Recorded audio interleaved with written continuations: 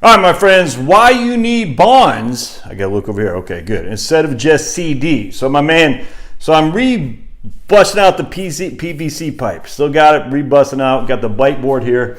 This is where I'm gonna do my new course, my investment. Oh boy. Okay, hold on just a second. All right. Hold on, tank. There you go. So we're gonna do my investment course, investment for regular people, that I am very much looking forward to doing, and I can't wait. It's gonna be fun. I'm stoked. Anyway, but I want to be on the whiteboard because when I did my retirement planning course, it went over real well, man. And I got a lot of customers off that, which is great. And very, very, very few refunds. And there's a lot of it was on the whiteboard. So I want to bring back the whiteboard. It's a little bit more time consuming, but I like it. I enjoy it actually. And I got a different whiteboard. So I want to share with you an email my man sent me here.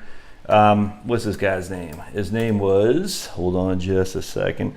The only drawback about doing from here is you can't pause it. I don't know how to pause a video. So we're going to come back to what my man said here. Hold on just a second. Old Jerry, all right? Oops, I don't want that. Hold on a second.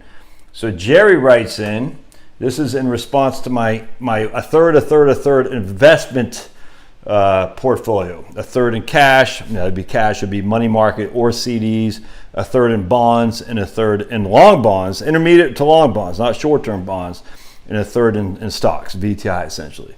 So Jerry writes in, good question. He says, no real issues on your allocation, but why not just do 2/3 into short-term cash, money market, and maybe some 1 to 2 year CDs? The short-term yields are sitting there at 4.5% to 5%. Why not take them for a year or two and then decide how you want to redeploy the extra third? He says, I don't think long-term rates are going to drop that much due to already baked in higher wages. So we don't know. But no, I understand. It's a good question, Jerry. And we're going to go to let's see right here, the Vanguard Long-Term Government Bond Fund, the ETF, which only goes back to 2010. And then we're going to use the Vanguard Long-Term Government Mutual Fund that goes back to 1994, I think is what it did. Let's see. 1984, something like that. It went back to 1986. So the premise I have here is that I actually think the long-term bonds have a lot more upside than people recognize. And I'm going to share with you why that is. All right. And so on top, I think they have upside. And you're getting rewarded. This is just my opinion. I could absolutely be wrong, dude. Don't freaking invest based on what I say. This is my thoughts. But for the short-term stuff, it's not sticky. You're not going to keep your short-term rates at 4 and 5%. I don't think.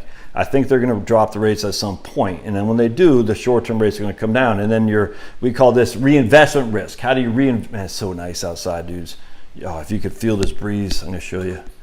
You got that door open. The breeze is just fantastic. Oh, it feels like a fall day. I love the fall. So I can never live in a place that doesn't have a fall. Anyway, so the short-term stuff, yeah, you're getting good money on the short term, but it's short. We don't know how long that's going to stick. It might not stick for very long at all. It could stick for a long time. We don't know. I don't think so. And I was talking to a guy yesterday up in Michigan. And I was like, the problem, because we're having this discussion with one of my clients, I said, the problem is, man, is that right now, the federal government with $31 trillion in debt, they owe interest on that $31 trillion in debt. They're going to increase the debt ceiling by $2 trillion. That means they're going to take on more debt. They got to pay someone the interest on it. And someone is based on ourselves, essentially, the United States government, or Social Security and things of that nature. But someone's going to get paid on that money. All right, so what happens is now that their interest rates are higher, all right, a lot of these bonds are going to mature, and they don't pay off the debt, man. They got to renew the bonds at a certain higher interest rate. The government doesn't have any money. Thus, how are you going to pay a higher interest rate on all these new debts, bonds that have come and are maturing? How are you going to do that?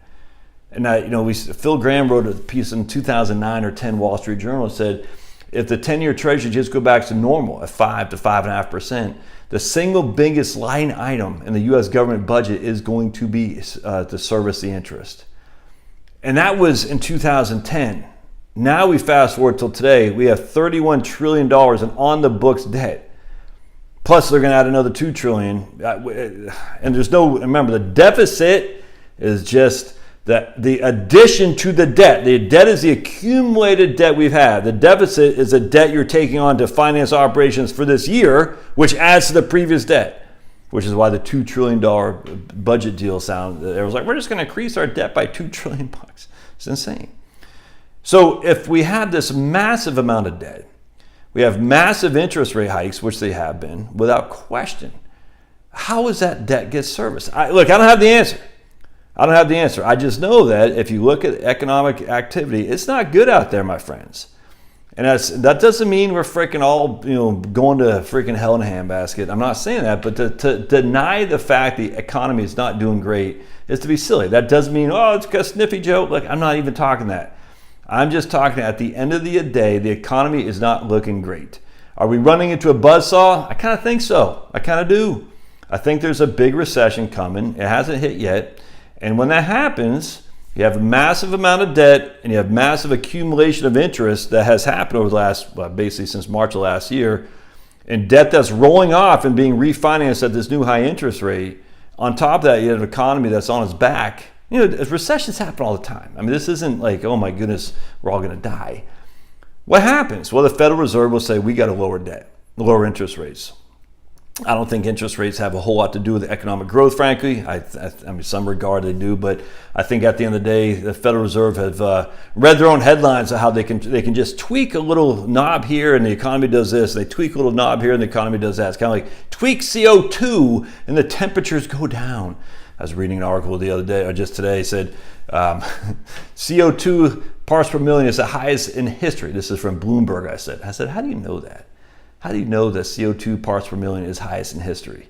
And it's just not true. I mean, it's just not, man. Because if you were to say that, then how do you look at the medieval warm period, the little ice age? All this stuff is just dumb. And the whole point is we just tweak this knob, the arrogance of human beings, and we'll solve the climate change. It's so freaking stupid. Anyway, here he comes. He wants to come back in. All right. So the point being is my thinking is that the long-term rates are going to come down. All right.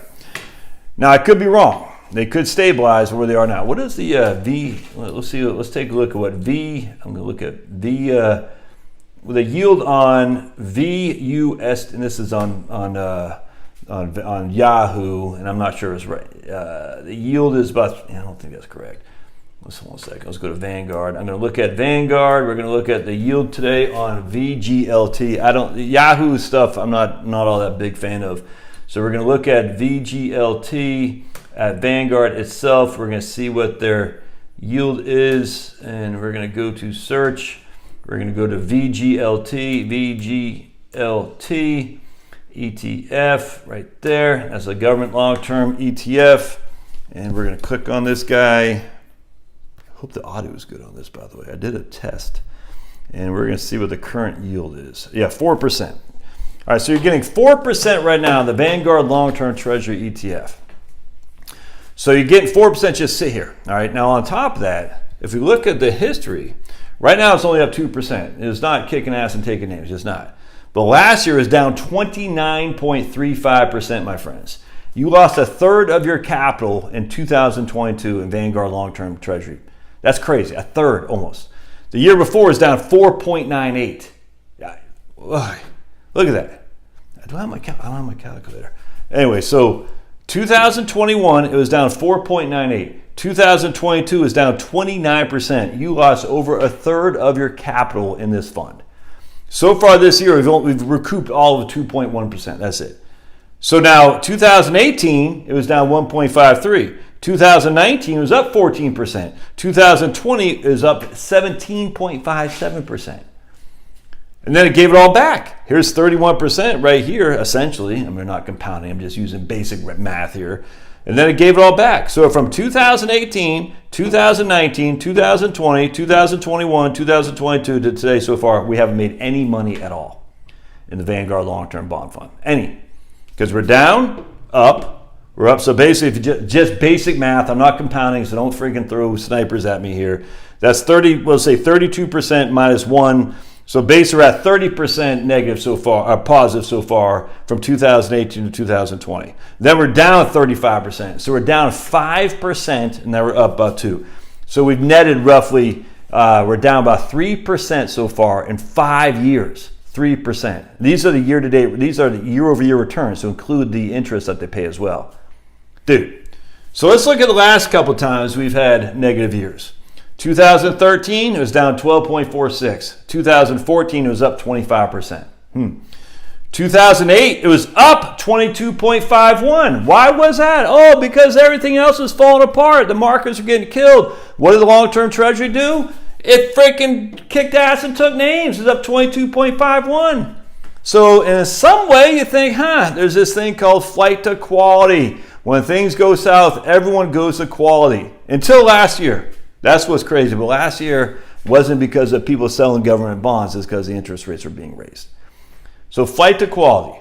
When people when there's blood on the streets, people buy government debt. But the dollar is going to be debased. Okay, you keep thinking that. I don't understand that reasoning, but whatever. That line of thought, that's fine. They're going to default on their debt. Okay, you can keep thinking that. I don't get it, but whatever. What are you going to do instead? It's funny too, and I'm not saying Jerry said this. People think CDs are safer than government bonds. CDs are backed by what? The Federal Deposit Insurance Corporation. It's a public-private entity, I grant you. The government bonds are backed by what? A corporation? No, by the federal government. And the tax and printing of the taxable ability of the federal government to get money via taxes and to print money to pay off their debts. You can argue against it all day long. FDIC is not as secure as the actual federal government. That's just a fact, Jack. All right, so 2008 was up 22%. 2009 was down 12%. Oh, 2010 it came back 9%. In 2011, it came back 30% almost.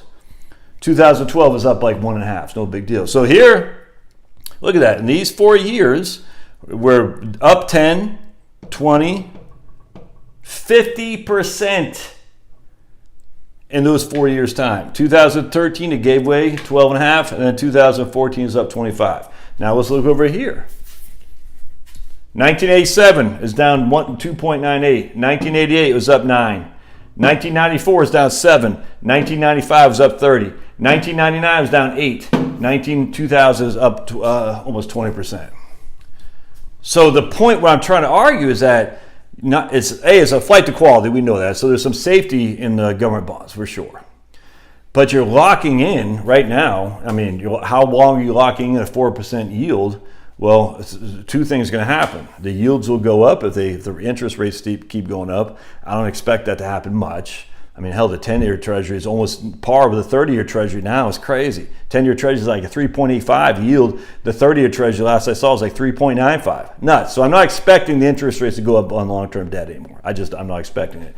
But now you're getting 4% government yield with a bond that is down over 5 years, hasn't made any money. And then you're sitting there thinking, okay, if the economy tanks, what does stocks do? Well, they're going to tank too. What is the one thing that usually gives you a reprieve against a market tank is government debt. But that didn't happen in 2022 because the federal government's raising rates. That's why. It had nothing to do with a flight to quality that was all of a sudden no one's going to buy government bonds. The federal government was raising rates like we had never seen ever in the history of mankind. They've never gone that much, that fast, that quick, ever. Thus, we got this right here, which is on top of that right there. So my argument, which I think is legit, oh my goodness, your shirt's inside out. Why should we listen to you? Don't. Oh my goodness, you have your hat on and you haven't shaved yet or showered yet. Why should we listen to you? Don't. I don't care. And my man Jerry's right. He's saying, why should I invest in bonds when I can just get short-term money that's even higher than bonds? Because I think the opportunity is mind-boggling awesome in long-term debt.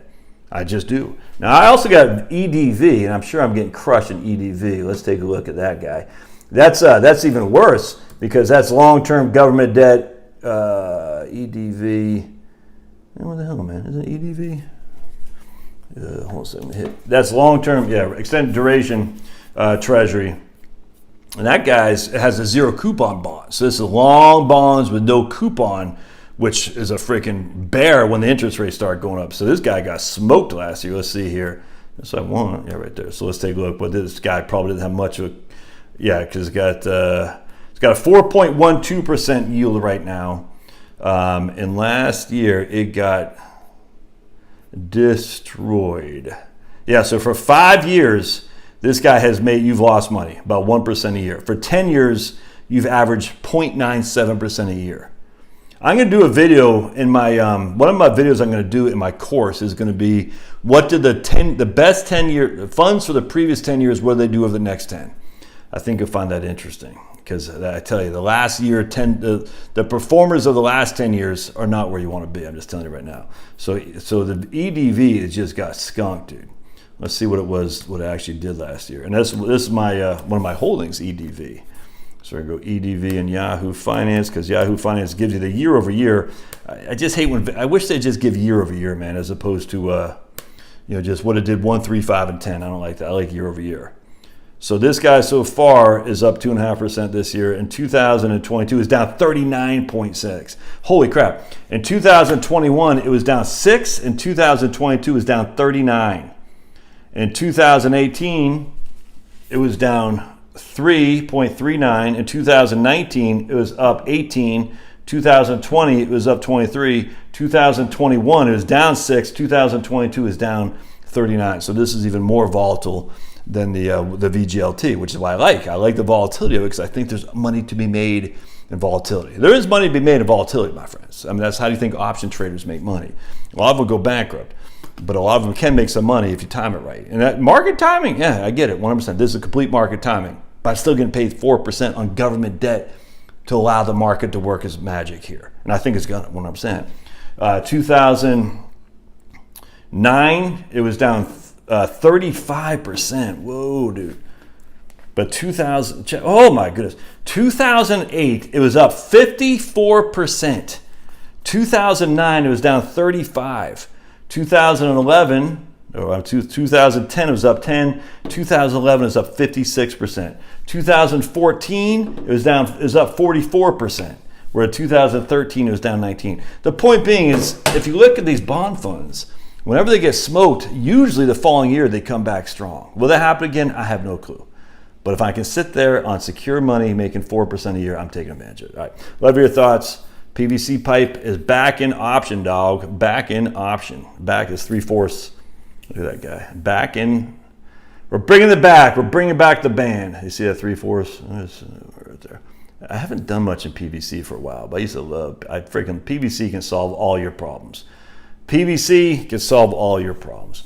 How do we get PVC on solar and wind? Yeah. Love your thoughts. We'll see you.